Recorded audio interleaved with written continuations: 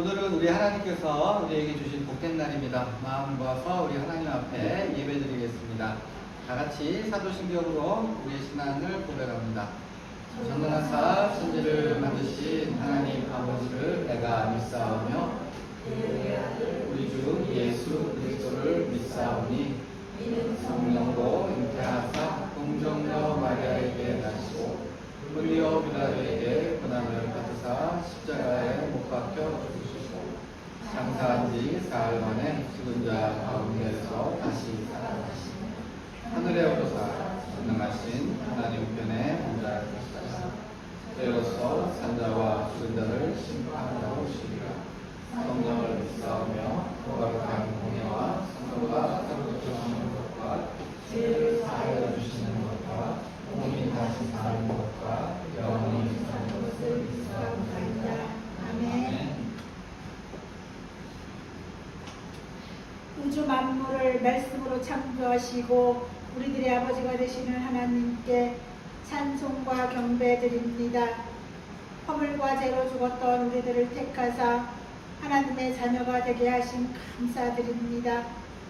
십자가의 그 큰 사랑이 우리 심령에 흐르게 하시고 그리스도를 닮아가는 삶을 살 수 있도록 인도하여 주옵소서. 이 시간 신령과 진정으로 예배드리게 하시고 은혜의 담비를 내려 주옵소서. 동행교회가 하나님의 영광을 나타내며 말씀과 성령으로 충만하게 하시고 우리의 자녀들이 믿음 안에서 인격과 영성과 지혜와 건강이 골고루 잘 발달하여 성장하고 선한 영향을 끼치는 인물로 자라게 하옵소서. 연약한 자를 강건하게 하시며 병든 자를 치료하시는 하나님의 능력이 이 시간 나타나게 하옵소서. 말씀 전하시는 전도사님 성령으로 붙잡아 주시고 모두가 은혜 받는 귀한 시간 되게 축복하여 주옵소서. 예수 그리스도의 이름으로 기도드립니다. 아멘. 찬양하죠.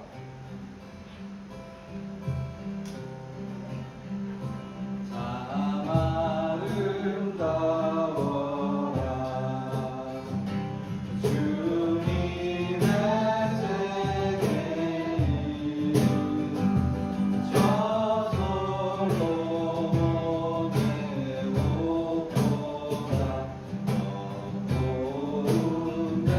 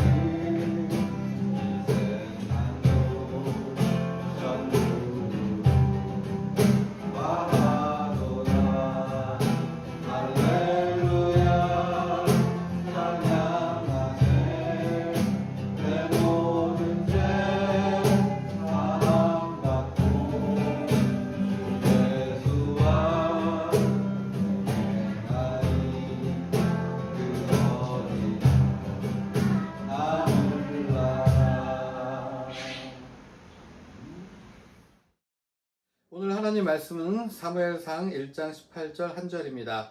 이르되 당신의 여종이 당신께 은혜 있기를 원하나이다 하고 가서 먹고 얼굴에 다시는 근심 빛이 없더라. 아멘. 사무엘 상하는 본래 한 권으로 되어 있었던 책이고요. 이 사무엘서에서는 사무엘과 다윗을 중심으로 해서 신정국가 이스라엘이라는 국가가 어떻게 건설되었는가를 다루고 있습니다. 그리고 그 시간, 즉 왕국이 건설되는 시간을 보통 기원전 1000년경으로 생각하고 있는데요. 다른 나라들도 아주 오래전에 자기들 나라가 어떻게 세워졌는가에 대한 다양한 이야기를 가지고 있는데 아주 신화적인 이야기가 상당히 많습니다. 어떤 경우는 늑대의 젖을 먹고 자란 사람이 왕국을 건설했다. 알에서 태어나거나 어떤 경우는 하늘에서 내려온 신의 자손이라든가 이러한 사람들이 자기들의 나라를 세웠다. 이런 신화가 많이 있는데 이렇게 이야기를 하는 이유는 자기들 나라를 세운 그 특별한 시조들이 종자부터 달랐다. 아주 특별한 존재에 의해서 자기들 나라가 건설되어 있음을 드러내고 있는 거죠. 이에 반해서 이스라엘을 세운 사무엘과 다윗을 얘기할 때 우리들의 그 이야기를 볼 때 우리들의 마음에 드는 생각은 지극히 평범한 보통 사람들을 사용해서, 즉 하나님의 역사는, 하나님께서 당신의 왕국을 세우시는 방식은 하늘에서 내려온 내지는 땅에서 솟아오르거나 특별한 알에서 태어나거나 그러한 사람들이 아니라 보통 사람 가운데 하나님께서 콕 집어서 당신의 일을 맡기실 일꾼으로 삼으셔서 하나님의 왕국을 세우시는 것을 볼 수 있습니다. 진짜로 이 사무엘서 시작을 보면요, 하나님께서 이스라엘 왕국을 세우시는 과정의 첫머리는 아기를 낳지 못하는 한 여인의 이야기로부터 하나님 나라의 왕국이 시작되고 있는 걸 볼 수 있습니다. 한 남자의 두 여인이 인연을 맺어서 살았는데 한 여자는 아기를 숨풍숨풍 낳았으나 주인공 되는 한나는 아기를 낳지 못했죠. 한나가 아기를 낳지 못하는 것을 보고 그 라이벌 분인나는 한나를 어떻게 했습니까? 격분하게 했다. 성경은 격분이라는 표현을 2번 사용하고 있어요. 그래서 얼마나 격분하게 했든지 한나는 속이 상해서 마음이 아파서 고통스러워서 밥을 먹지 못할 정도였다. 그것도 한 해, 2해가 아니라 계속되는 해마다 계속해서 그렇게 고통을 받았던 거죠. 그래서 한나는요, 자기 자신을 일컬어서 뭐라 그래요? 나는 마음이 슬픈 여자라, 나는 마음이 아픈 여자라, 이렇게 소개할 정도였습니다. 그런데 하나님께서는 그 대적으로 인해서 격분케 되고 그로 인해 마음에 슬프게 된 그 여인으로부터 하나님의 나라를 세우시는 일을 시작하셨습니다. 마음이 격동되어 격분하고 마음이 슬픈 여자를 통해서, 이것이 바로 하나님께서 하시는 일이요, 즉 연약하고 부족하고 극히 보잘것없는 사람을 통해서 하나님 나라의 일을 이루어 가시는 것이고, 이것이야말로 우리의 눈에는 기이한 것으로 드러나며 뿐만 아니라 거기에는 하나님의 권능을 보여주는 통로가 된다라고 할 수 있습니다.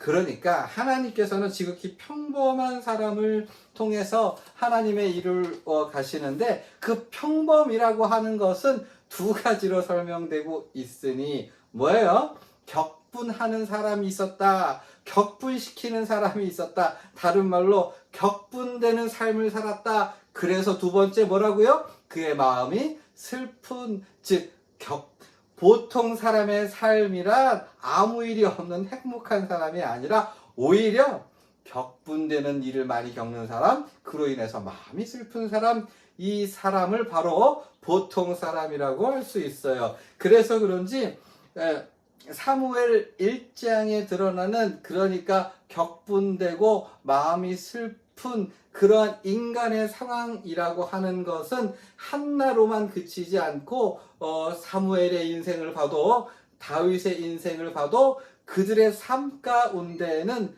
격분시키는 일이 많았고 속상하게 하는 일이 많았고, 그래서 그들은 자기의 삶을 일컬어서 나 참 힘들고 고통스럽고 슬픈 삶이야, 이렇게 고백할 수밖에 없는 그러한 삶을 살았음을 볼 수 있어요. 흔히 우리가 많이 아는 다윗의 멋진 막 폼나고 그럴듯하고 모든 사람들에게 환호를 받는 사무엘도 마찬가지고요. 그러한 장면은 극히 아주 짧고요. 대부분의 삶은요, 격분되는 일도 많고 마음에 슬픈 일도 많았던 그러한 삶이에요. 사무엘서를 1장으로부터 사무엘사 마지막까지 쭉 읽어보세요. 누가 보더라도 저들의 삶은 격분과 슬픔으로 규정 지을 수 있는 거예요. 그래서요, 인생은 다윗과 사무엘뿐만 아니라 모든 사람의 인생은 하나님의 백성의 삶이라고 해도 격분케 되는 일이 많고, 그 마음은 슬픔에 잠겨 있는 사람의 삶이다 라고 말을 할 수 있어요.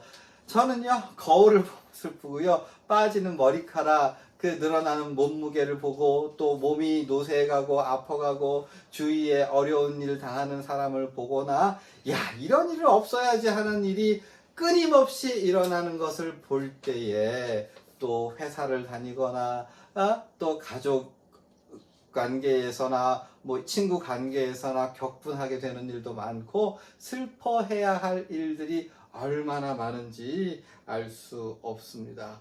그러니까 사람이 격노하게 되고 슬퍼하게 되는 것은 지극히 당연한 건데요. 그런데 그러한 인생을 살아가는 우리가 어떠한 자세로 우리 슬픔과 격분이 많은 삶을 어떠한 자세로 살아야 하는가, 그것을 보여주는 것이 오늘 본문 되겠습니다. 자, 정말로 하나님 앞에 자기의 마음을 물과 같이 쏟아서 기도했던 한나가 기도를 마친 다음에 뭐라고 이야기를 했습니까? 오늘 본문 보시면, 가서 먹고 얼굴에 다시는 근심빛이 없었더라. 히브리어를 있는 그대로 직역하면, 그녀는 그녀의 길을 걸어갔고 그녀는 먹었고 그녀에게는 더 이상 얼굴이 없었다. 뭐라고요? 얼굴이 없었다. 여기서 자기의 길을 갔고 그리고 먹었다라고 했으니, 지금의 말로, 지금의 언어로 표현하면, 가서 남편과 함께 맛있는 식사를 했다, 외식을 했다, 옷을 샀다, 영화를 봤다, 운동을 했다, 음악을 들었다, 자전거를 타고 게임을 하고 청소하고 쉬었다라고 하는 모든 일상의 일에 전념해서 그렇게 보통 사람과 같이 살았음을 보여주는 것이고요. 두 번째로, 근심빛이 없더라. 그녀에게 그녀의 얼굴이 없더라. 뭐냐 하면, 사연 있는 사람처럼 얼굴빛에 드러나지 않았다. 격분과 슬픔이 드러나지 않았다. 성경은요, 이 한나라고 하는 여인이 어떻게 해서 근심빛이 없었는지를 설명하지 않아요. 믿음이 좋아가지고 하나님께서 자식을 주실 거야, 아멘 하는 확신이 있었는지, 아니면 없어도 괜찮습니다 라고 생각을 했든지, 포기를 했든지, 아니면 다른 일에 골몰해서 잊었는지 설명해 주지 않아요.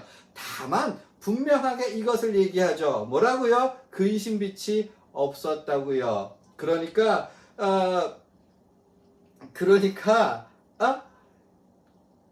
그녀의 얼굴을 보니까 마치 고통이 있고 어려움이 있고 무슨 걱정이 있는 사람으로 안 보였다고요. 실제로 여전히 한나는요, 자식이 없었어요. 그리고 단연코 분인나는 계속해서 괴롭히는 말을 했을 거예요. 그럼에도 불구하고 그 문제가 마치 없는 것처럼, 아예 얼굴이 없는 사람처럼 그의 얼굴에서는 고통의 흔적을 찾아볼 수 없었다. 성경은 근심빛이 없는 것을 한나에 대한 칭찬으로서, 모범에 대한 신뢰로서 우리에게 말씀해주고 있는 거죠. 야, 너희도 문제가 해결되지 않고 근심과 걱정하는 일이 너의 인생에 격분시키고 슬퍼하는 일들이 있을지라도 기도 열심히 했고 하나님 앞에 마음을 쏟았으면 그 문제가 마치 없는 사람처럼, 얼굴이 없는 사람처럼, 생각이 없는 사람처럼, 머리가 없는 사람처럼 그렇게 근심 걱정에 매이지 않는 사람을 살거라 라고 하나님께서는 아직 자식을 주시는 응답을 주시기 이전에 한나는 땡겨서 하나님 주시는 평안 가운데에 근심 걱정을 털어버리고 살았다. 우리 하나님의 백성은요, 하나님께서 우리의 소원을 이루어 주시고 우리의 기도를 완전히 실제로 실현시키기 이전에 이미 그 전에 평안을 누리고 살라고 하는 말씀인 거예요. 아기가 설령 주어지지 않았더라도 얼굴이 없는 사람처럼, 머리가 없는 것처럼, 생각이 없는 사람처럼 행복하게 살거라. 우리는요, 하나님 앞에 죽을 것처럼 기도하고 하나님 앞에 통곡하고 운 다음엔 돌아서서 마치 다른 사람이 된 것처럼 행복하게 살거라. 너의 일상을 행복한 사람으로 살거라. 이것이 바로 오늘 본문이 우리에게 제시해 주는 말씀입니다. 사랑하는 여러분, 설교를 정리합니다. 어느 부모가 자기 자녀가 격분하고 슬픔 속에 살기를 바라겠습니까? 하나님께서는요, 비록 우리가 격분과 슬픔의 삶을 살지라도 그것에 압도되거나 매이지 아니하고 하나님 앞에 팍 쏟아놓고는 마치 다 잊어먹은 사람처럼 하나님 주시는 응답을 땡겨서 이미 이루어진 것으로서 아멘하며, 혹은 하나님 그거 안 주셔도 저 행복하고 즐겁고 평안하게 살 거예요, 이렇게 결단하고 살아가는 것을 기뻐하십니다. 아멘. 우리가 이 삶 가운데 행복하게 기뻐하며 찬양 부르는 것은 하나님께서 우리에게 주신 사명이고 그것이 우리 하나님을 기쁘시게 하는 일입니다. 우리가 기쁘면 하나님도 기뻐하십니다. 기뻐하며 행복하게 사는 것이 우리의 사명입니다. 그러므로 작정하고 하나님 앞에 행복하게 살아갈 수 있는 저와 여러분 되기를 바랍니다. 아멘. 우리 예수님께서 가르치신 기도로 예배를 폐하겠습니다. 하늘에 계신 우리 아버지여, 이름이 거룩히 여김을 받으시오며 나라가 임하시오며 뜻이 하늘에서 이루어진 것 같이 땅에서도 이루어지이다. 오늘 우리에게 일용할 양식을 주시옵고 우리가 우리에게 죄진 자를 사하여 준 것 같이 우리의 죄를 사하여 주시옵고 우리를 시험에 들게 하지 마시옵고 다만 악에서 구하시옵소서. 나라와 권세와 영광이 아버지께 영원히 있사옵나이다. 아멘.